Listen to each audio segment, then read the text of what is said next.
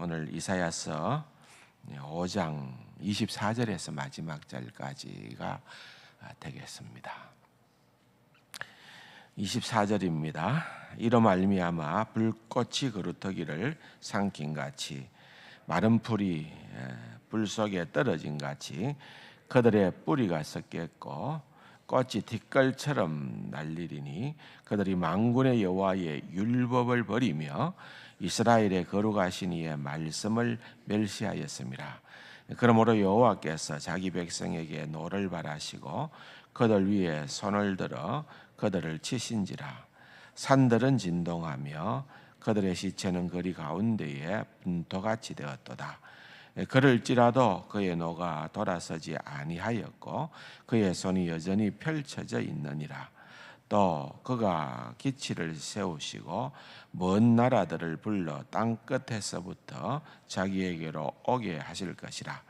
보라, 그들이 빨리 달려올 것이로되 그 중에 곰핍하여 넘어지는 자도 없을 것이며 조는 자나 자는 자도 없을 것이며 그들의 허리띠는 풀리지 아니하며 그들의 덜매끈은 끊어지지 아니하며 그들의 화살은 날카롭고 모든 활은 당겨졌으며 그들의 말굽은 부싯돌 같고 병거박기는 회오리 바람 같을 것이며 그들의 부르짖음은 암사자 같을 것이요 그들의 소리지름은 어린 사자들과 같을 것이라. 그들이 부르짖으며 먹이를 움켜 가져가 버려도 건질 자가 없으리로다. 그날에 그들이 바다 물결 소리같이 백성을 향하여 부르짖으리니 사람이 그 땅을 바라보면 허강과 고난이 있고 빛은 구름에 가려서 어두워지리라. 아멘. 이사야서는 이제 대략 한 서론 부분을 이 66장 가운데에서 이제 서론 부분을 앞에 있는 한 6장 정도를 생각을 합니다. 그러니까 거의 이제 5장을 하반부를 우리가 읽어보았기 때문에 서론의 끝부분 쪽에 해당되어지는 그러한 말씀인데요.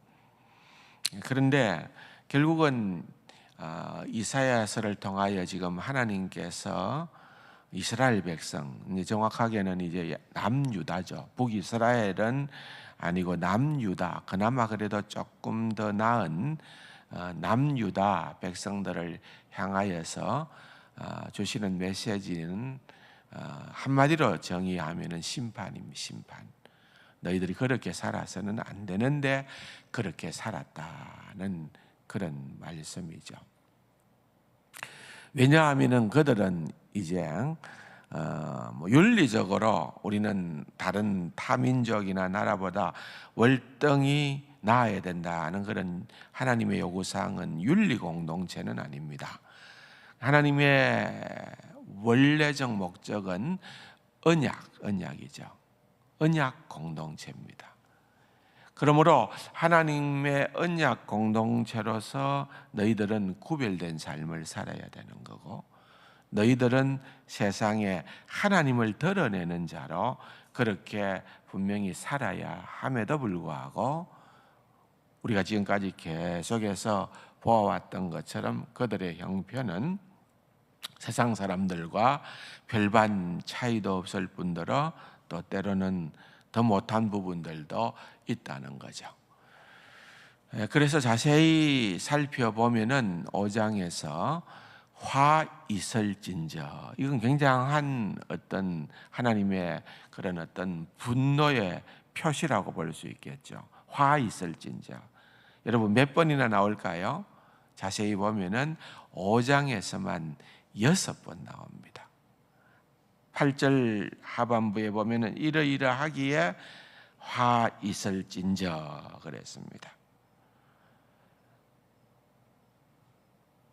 그런 식으로 쭉 읽어 보면은 또 18절에도 끝부분에 화 있을진저, 20절에도 화 있을진저, 21절에도 화 있을진저, 22절에도 화 있을진저. 하여튼 이 읽어보면은 화 있을진저라는 말은 히브리 원래 원어로는 호이라는 말을 쓰고 있는데 이것은 장례식장에서 슬픔을 표현하는 그런 단어입니다.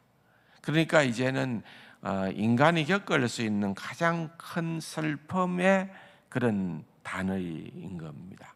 그래서 호의, 화 있을진저라고 하는 이 표현이 앞부분에 벌써 이렇게 23절까지에 걸쳐서 6번이나 등장을 하면서 하나님의 그러한 심판은 맹렬하다는 겁니다. 끝이 없다는 말입니다. 심지어는 이제 우리가 오늘 읽어본 본문의 말씀처럼 여기에 보면은 불꽃이 그루터기를 삼킨 같이 마른 풀이 불 속에 떨어진 같이. 이거는 무슨 말입니까? 여러분 한번 가정해 보세요. 마른 풀이 불 속에 떨어지면은 이거는 순식간에 타버리고 흔적도 없는 겁니다. 그처럼 하나님의 심판은 맹렬하다는 거예요. 하나님의 심판은 멈추지를 않는다는 것입니다. 심지어는 25절에 계속해서 보면은 여호와께서 자기 백성에게 노를 바라시고 그들 위에 손을 들어 그들을 치신지라. 산들은 진동하고 그들의 시체는 거리 가운데에 분토같이 되었도다. 그러니까 온 거리가, 예루살렘만 생각을 해도 온 거리가 시체 더미로 그렇게 덮여 있음에도 불구하고 하나님의 심판이 끝이 나지 않는다. 얼마나 엄청난 심판입니까? 얼마나 무서운 심판입니까? 또 26절 이하의 내용을 보면은 그가 깃대를 세우는 거예요. 깃대는 세우라는 말은 그게 목표물이 된다는 거예요. 그러니까 예루살렘에 깃대를 세워놓고서는 먼 이방 나라가, 먼 나라들을, 그러니까 주변에 있는 이방 나라들이 그 목표물을 탈취하게끔, 그 누가 먼저 경쟁하여 달려가서 그 깃대를 잡아야 되는 그런 경쟁자처럼 이방 나라들이 땅 끝에서부터 달려오는데 빨리 달려올 건데 27절에 보면은 그 중에 곰핍하여 넘어지는 자도 없고 조는 자나 자는 자도 없고 허리띠는 풀리지도 않고 그들의 덜매끈은 끊어지지 않고 그들의 화살은 날카롭고 모든 활은 당겨졌으며 말굽은 부싯돌 같고 병거바퀴는 혈이바람 같다. 이게 무슨 말입니까? 강력한 군대라는 거예요. 잘 훈련되고 그야말로 어떤 것으로도 그들을 대적할 수 없는 그러한 강력한 이방 나라의 군대가 쳐들어와서 그들을 초토화시킨다는 거예요. 제가 어제 잠깐 미국을 다녀왔습니다. 어떻게 그렇게 빨리 다녀왔느냐? 평택 갔다 왔는데 평택에 있는 세계에서 제일 큰 미군 기지죠. 미국이 본토 말고 해외에 세워둔 제일 큰 기지가 캠프 험펄이라고 하는 평택에 만들어 놓은, 거기는 한미연합사령부, 주한미군 사령부 또 하나 더 있는데 하여튼 세 개가 그 미군 별 4개는 직책이 3개예요. 주한유엔군 사령관 또는 한미연합 사령관 또 하나 뭐 있었는데 잊어버렸어요. 하여튼 거기 가면은 어마어마합니다. 보이지 않을 정도로 큰 땅에 미국 영토. 거기에 뭐 우리가 보지 못하는 수많은 그런 군사력이 존재하고 있겠지요. 그래서 어제 제가 가서 본 것 가운데 하나 인상적인 것은 휴전협정을 맺었을 때의 테이블.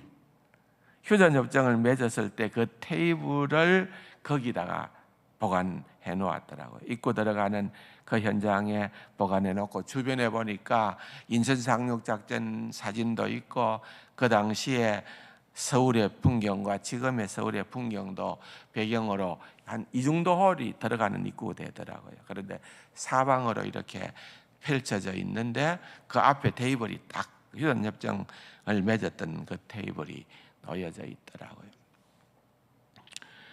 그런데 그 미군의 군사력이 엄청난 거죠. 우리가 상상할 수 없을 만한 그런 엄청난 군사력을 어제도 조금 말씀을 드렸습니다. 그런데 바로 이때에 지금 물밀듯이 내려오는, 사실은 이때는 제일 큰 그런 어떤 강대국이 아시리아였습니다. 아시리아가 지금 북에 있는 북이스라엘도 또는 아람도 무너뜨리고 이제 남유다도 차지하고 그리고 애국까지도 이집트까지도 차지하려고 하는 그런 상황들이 전개되고 있는 이사야 시대가 바로 그런 시대였습니다. 바로 그와 같은 때에 하나님께서 이사야를 들어서 주시는 말씀이 바로 그런 강력한 군대를 통하여서 하나님께서 심판하시겠다. 왜? 그들이 언약의 공동체로서 하나님의 언약을 무시했다는 거예요. 오늘 본문에도 24절 하반부에 보면은 그렇게 된 이유를 정확하게 짚습니다. 그들이 만군의 여호와의 율법을 버렸다. 하나님의 말씀을 가벼이 여긴 거예요. 이스라엘의 거룩하신 이의 말씀을 멸시함이었더라. 우리가 결단코 놓치지 말아야 되는 핵심 내용이죠. 하나님의 말씀을 늘 중요하게 생각해야 된다. 나는 어떤 존재인가? 하나님의 말씀에 늘 붙들린 자로 살아가는 존재가 되어야 된다. 어제 잠깐 가는 길에 이제 뉴스를 보니까 미국에서 이제 미국은 우리보다 하루가 날짜가 다르거든요. 그 PGA라고 하는 미국의 남자 골프 대회가 있습니다. 상금이 어마어마합니다. 근데 그런 대회가 이제 거의 요즘에는 매주 열리죠. 나흘간의 간격으로 나흘간의 일정으로 열리는데 주일날이 마지막 경기 날짜입니다. 근데 우승자가 이름이 뭐 미국 사람들의 흔한 이름이기는 합니다만은 데이비드 탐슨이라고 해놨어요. 데이비드 탐슨. 데이비드라는 말은 무슨 말입니까? 다윗이라는 말이에요. 다윗.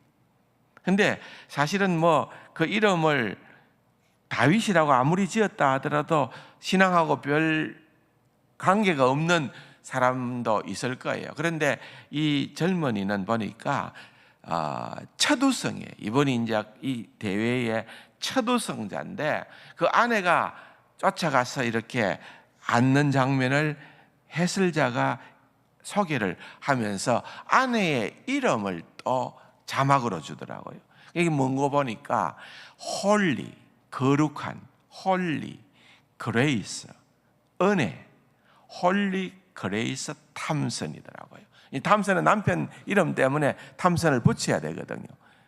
그런데 그 앞에 이름이 뭔가 하면은 홀리 그레이스, 거룩한 은혜라는 말을 붙였더라고요. 내가 이제 짐작해 보는 거예요.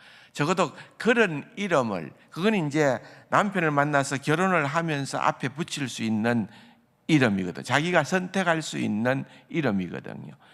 그런 이름을 붙인다는 것은 믿음이 있다는 말이에요. 믿음이. 그래서 제가 그 이름만 보면서 저 혼자서 기분이 좋더라고요. 이렇게 살아가는 사람들이 있구나. 어쨌든 그 이름을 그렇게 붙였다면은 비록 적어도 삶에 있어서 하나님을 생각하고 비중 있는 자리로 모시고 살아가는 그러한 사람들이 있겠구나. 우리 프로야구 NC 다이나스가 이쪽에 연고를 두고 있는 팀인데 외국인 선수들이 들어오잖아요. 스카웃이 돼서 들어오는데 외국인 선수가 한 분 가정이 우리 그레이스 기도학교에 잠시 경기가 없는 날 와서 시간을 한낮을 보내고 갔어요. 아이들에게 좋은 인상을 주고 갔어요. 프로 야구 선수예요. 투수더라고요. 미국에서 스카웃된 투수인데 얼마나 믿음이 좋은지. 자기는 그러한 믿음을 나타내 보이고 표현할 수 있는 방법으로 무엇을 해도 한다. 돈이 목적이 아닌 거예요. 돈이 목적이. 프로 선수가 되었어도 돈이 목적이 아니라. 여러분, 곳곳에 이런 일들이 참 언약의 백성으로서 할 수 있는 일들이다. 그런 생각을 해봅니다. 노아 때에 그런 물홍수가 나서 세상을 심판하였지만은 하나님께서 노아의 패밀리를 남겨두시고 하나님의 귀한 뜻을 이루어 가신 것처럼 오늘 이와 같은 우리의 세대도 하나님께서 남은 자를 통하여 하나님의 신실한 언약의 백성들을 통하여서 하나님의 귀한 뜻들을 이루어 가실 것을 믿어 의심치를 않는 것입니다. 사랑하는 성도 여러분, 결국은 이사야서의 오늘 본문의 마지막 절까지도 심판으로 종결되어지는, 계속 더 강화되어지는 그러한 말씀으로 끝이 나지만은, 그러나 우리가 이사야서 전체를 놓고 큰 그림으로 이사야서를 보게 될 때에 하나님께서 심판이 목적이 아니라 그러한 데에서 그들이 회개하고 하나님께로 돌아서는 그러한 주님의 언약의 백성이 되기를 바라는 마음으로 하나님께서 이와 같은 일들을 진행하시고 예비하신 종 이사야를 세워주셔서 그들에게 하나님의 말씀을 증거하는 것을 보게 됩니다.